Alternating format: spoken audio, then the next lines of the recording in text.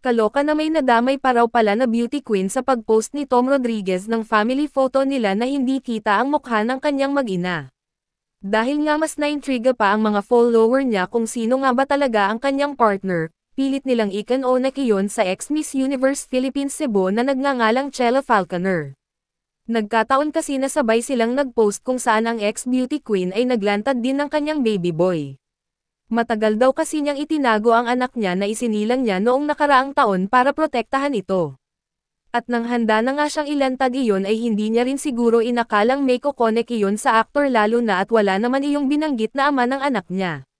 Makikita kasi sa mga komento na binabanggit siya ng mga merits kaya naman mas marami pa ang nang stalk sa kanya at inakalang siya nga ang partner ng ex ni Carla Abellana.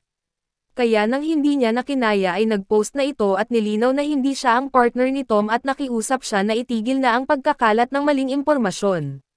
Kaloka, na totoo nga naman na hindi siya dahil makikita sa mga kumalat na photos ni Tom kasama ang kanyang partner ay marami iyong tato sa braso na wala naman sa dating beauty queen. Ang ibang merits kasi kung makapagsalita ay akala nila alam nila ang buong kwento sa buhay ng mga celebrity. Ayan, kasi naman mga pakyalamero.